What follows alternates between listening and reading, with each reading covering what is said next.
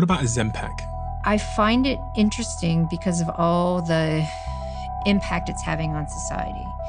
And it is a very powerful tool.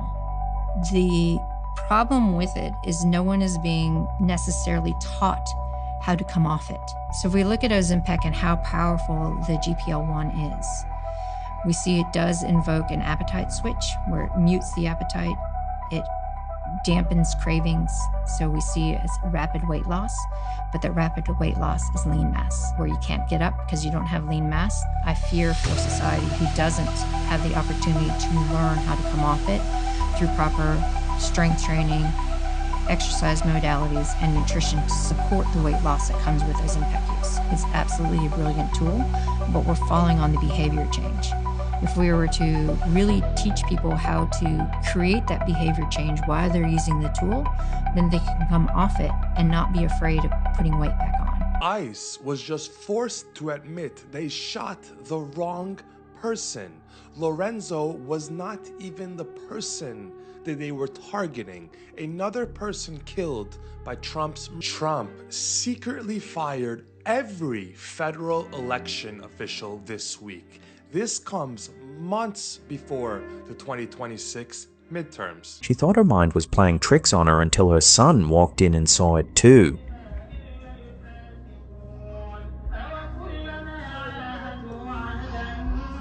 In her follow-up clip, Iconicana shows the toy sitting completely still, eyes back to normal, which only makes the original scary video more eerie. In a final update, desperate for answers, she cuts the plushie open. It could have been recycled or something. But yeah, there's nothing in it.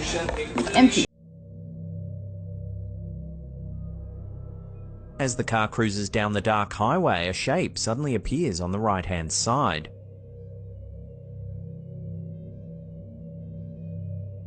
When slowed down, it looks like some kind of crouching figure, humanoid but distorted, almost as if it's watching the passing vehicles. Did you guys hear what just happened in Albania? What they just appointed in their government, which has many people wondering if this is supposed to happen everywhere or is going to happen everywhere soon, because we already saw this years ago. Listen, this right here is an artificial intelligence advisor or member of parliament of the Albanian government. She is not real. It is an artificial intelligence program or something. And everyone is a little bit flustered about the idea of being either dictated to or advised to by a computer instead of a person. Now, I guess I'm a little bit late to the party here because this is from September 12th, 2025. The world's first AI minister will eliminate corruption, says Albania's prime minister. And if that's not crazy enough, at the Global Dialogue in Berlin, the prime minister told the audience that the AI minister is now pregnant with 83 digital assistants. Now look at this. 2018, the WEF published this article. Could robots do better than our current leaders? Now hear me out. What if there was an idea to eventually have AI be our leaders? I'm not saying there's a plan to do that, but if there was, it would be certainly wise to almost 10 years ago, start talking about it. Like, could robots be better? Like, Albania's got a prime minister. She won't be corrupt. Or a minister in the cabinet who's AI, but she won't make any mistakes like the other ones. You see what I'm saying? And then eventually one day, are we ruled over by a computer system? Let me know your thoughts in the comments below. And did you guys hear what just happened in Mexico, which is absolutely wild, and it's happening other places too, but it just kicked off in Mexico, and many people are absolutely shocked about this on Twitter. People are talking about it all over the place, and I think there's a lesson we can learn here. So back in May, I made a post about how the Mexican authorities said that by June 30th, if you want to use a pay-as-you-go phone and access cellular data, like use it, if it's not connected to the towers, you can still use it. But if you want to use it as an actual phone, you have to get something called CURP Biometrica, where it's biometric digital ID integration, and they're calling it mandatory. Well, big surprise, because millions of people didn't acquiesce and didn't do that, they've extended the deadline. Now, the only thing is, though, it's not like we're out of the water here because it's a staggered enforcement plan. So listen to what they're doing now.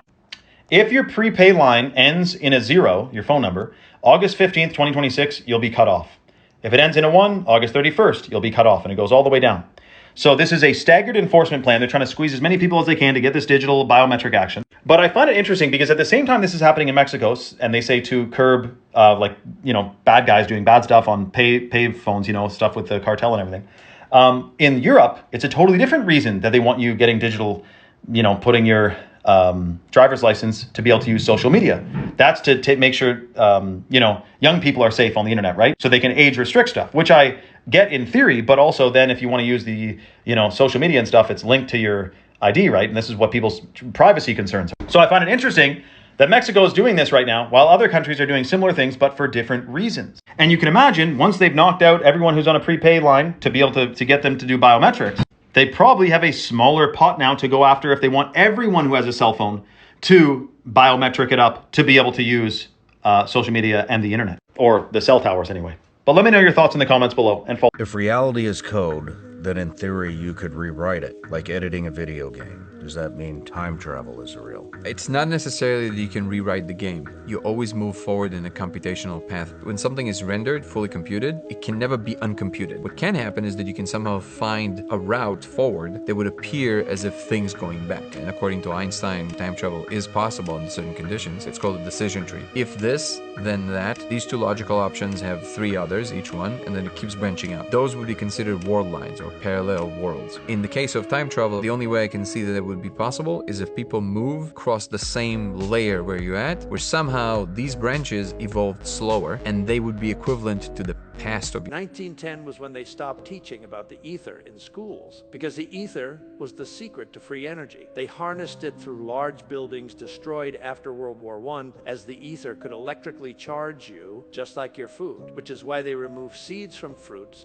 Seeds hold a frequency that charges your body. Without them, fruit is lifeless. Everything has a frequency, so prioritize seeded, alkaline fruits to keep disease away. Finally, practice grounding. It boosts your frequency by letting the Earth's electrical impulses flow through your body. Skip man-made fruits that lower your vibration and stick to high-frequency seeded options to charge your body. You don't have 5 senses. They lied to you.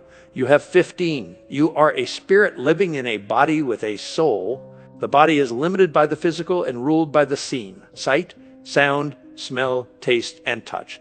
These are just basic surface level senses. Now, your soul, this is where reprogramming begins. Your mind, will, emotions, affections, and imagination. That's 5 more. This is the operating system your affirmations tap into. Then the spirit, where transformation goes: quantum, prayer, praise, worship, faith, and meditation. You don't have 5, you have 15. When you learn to program the ones you can't see, you unlock the version of you that was always... You lot told me to look up the Dolly Toast video, and I wish I hadn't. So quick backstory. My last video about Dolly's message to Travis and Taylor blew up, and the comments went somewhere I didn't expect. Hundreds of you said the same thing. Look up the Dolly Toast video. So I found it, and this is the clip. Listen carefully. Cheers, right? To the goddess sound. Oh lordy. Now play that back, because people are hearing a toast or something. So let's just slow it down. Listen one more time. Cheers. Right? To the goddess sound. A lot of people are saying that she's saying to the god of Azel, more like a demon. Some people are saying god of sound. Some people say they can't hear at all what she's saying. But here's what I can't shake. This comes right after thousands of lifelong fans of hers filled my comments saying the same thing. That something about her lately feels off. The wording, the hand gesture in my previous video. Now this.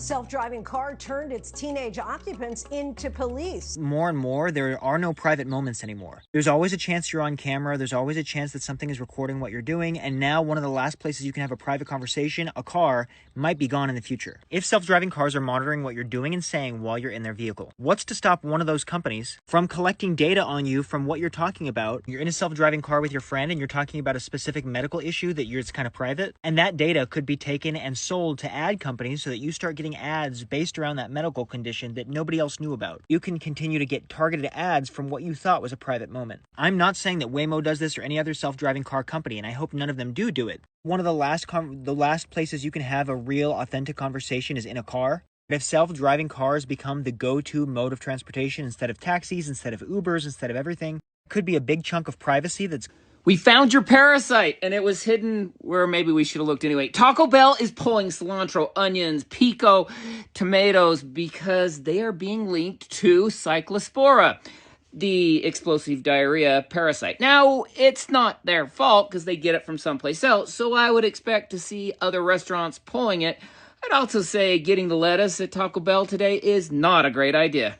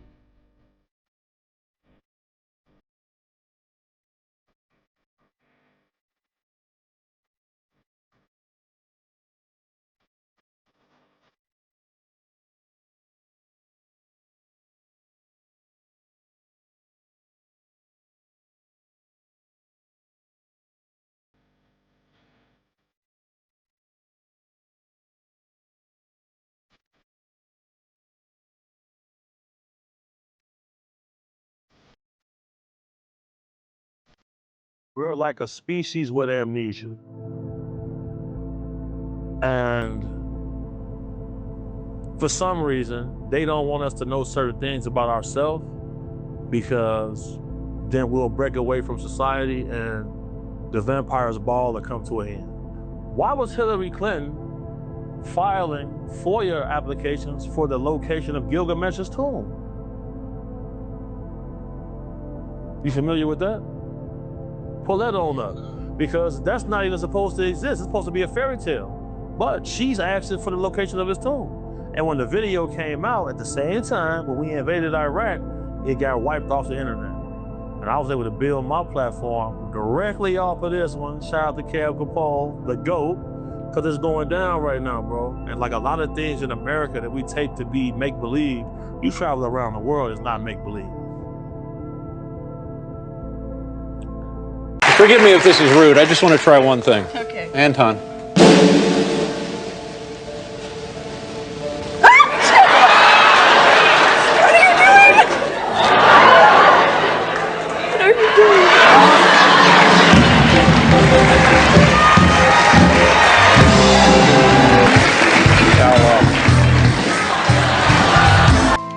This guy literally had no control of himself. Absolute creepy vibes.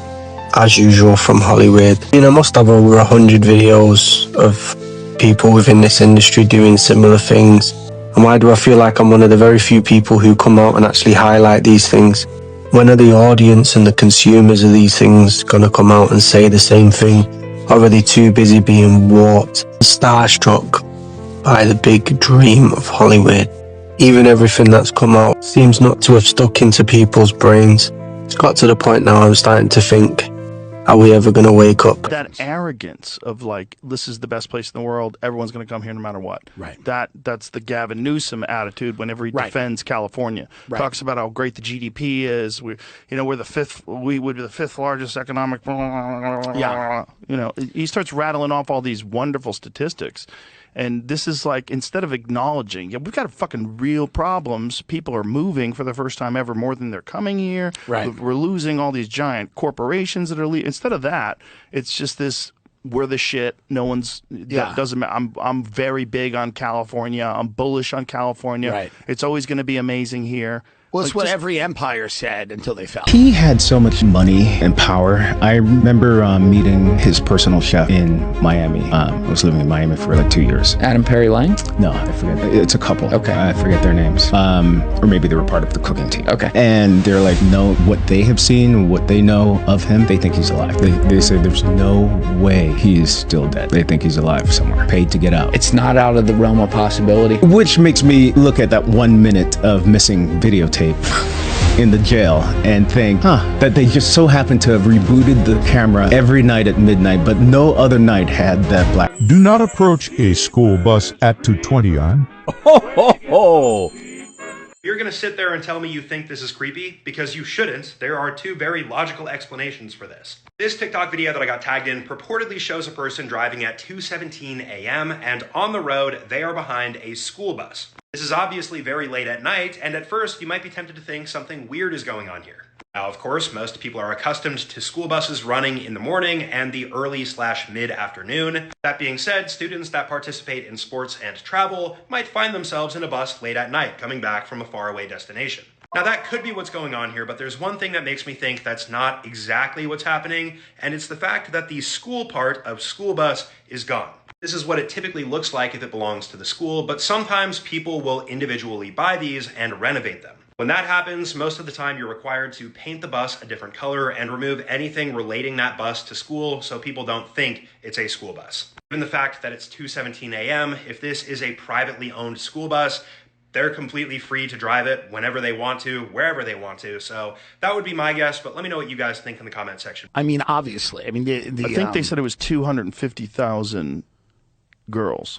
And this was covered up because the media didn't want to inflame anger against, population of migrants. Right. Most of whom I'm sure were innocent of this, obviously. Obviously. But it is something that, in a free society, everyone has the right to know if there are rape gangs in their country and who's operating them. But isn't that crazy that under the guise of progressiveness, you've enabled... But it's not a film that would have looked out of place 20 years ago, 30 years ago, to be honest. But it is very much influenced by the congressional hearings in 2023, the New York Times article 2017. You can see that influence, I don't think he released it to come out when these files are being released, though, folks. If anything, the US government timed their release to coincide with the film, not the other way around. Mark says, non-spoiler, what percentage of the audience do you think would feel compelled to check the Department of War website and look for recent UAP releases after seeing this movie? I'm 10%, 15% maybe. I don't know. That's really subjective, I suppose. Like, if someone goes and sees a film like this and comes out compelled, how much they're likely to jump on Instagram or TikTok or anything and look up UFOs. People are finding spiders inside of their houses that are literally turning into zombies, which sounds fake, but it's not. So there's a fungus that's now going around that's called GA, and it does the creepiest thing imaginable. It infects a spider, it crawls through its body, and then it eats it alive from the inside out. So basically, it's Taco Bell, but for spiders. This fungus is literally taking full control of the spiders. It forces them to climb around high up on walls and ceilings. Then it sprouts out of the spider's body, covering it in white fuzz like something straight out of The Last of Us. And scientists are saying that it basically puppeteers the spider's final movement so it crawls into the perfect spot with perfect airflow to spread its spores. That's like the show Disney on Ice, but it's sponsored by Satan. They're saying that originally this fungus that's getting to spiders was only ever seen deep in Irish caves, but now it's in the US. The headlines are blowing up on social media right now saying that the spiders have been spotted in American homes. homes. Yeah, cool, as if Rent wasn't already terrifying enough, now we have zombie spiders on the ceiling too. There was actually one homeowner that said that her entire shed was filled with them and she hasn't opened her windows since. Was this really her shed, or was this actually the set for Stranger Things Season 5? Obviously, keep a lookout for the zombie spiders. I give you these roundups every day though, so make sure you add me and come back to me. This is Frank Figluzzi. This is his title at MSNBC. Take a listen to this. White nationalists, and so a portion of society goes, "Oh, thank God, they're not white supremacists," and they don't realize that white nationalism is not American either. So, you know, it's a notion that we should be living separately, that maybe we carve out a part of the United States and put the whites there and stick the blacks elsewhere or move them somewhere. They should go back where, quote unquote, wherever they came from, which was here. Wherever they came from, which was here. Where they came from, which was here. Where they came from, which was here. Quote unquote, wherever they came from, which was here. They lied. We ain't no Africans.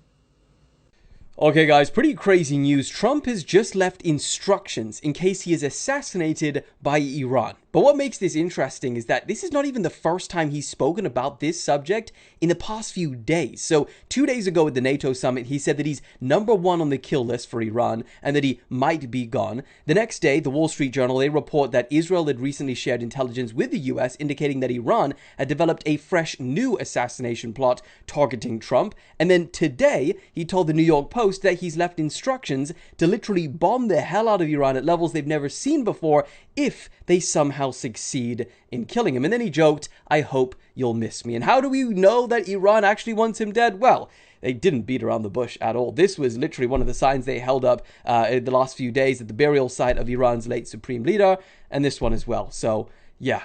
You don't need karma to deliver spiritual justice, right? All that karma is someone repeating their patterns and behaviors enough times until reality finally gives them what they deserve. So imagine that you're a bad person. You treat most people that you interact with poorly. You screw them over in one form or another, maybe the same way, maybe in different ways.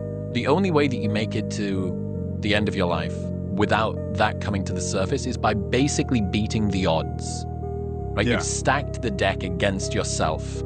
And what you're hoping is that you can somehow sort of, tiptoe Captain Sparrow to dance your way through this minefield and avoid all of the different tripwires and get to the other side and, fuck, I did it. Yeah. And then you die or whatever.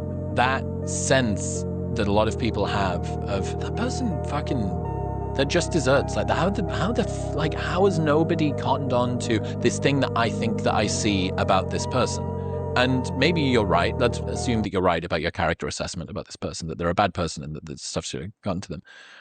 What someone is doing is basically stacking against the deck against themselves, but presuming that you've got a relatively functioning conscience, that concealment burden is going to start to stack up and stack up and stack up.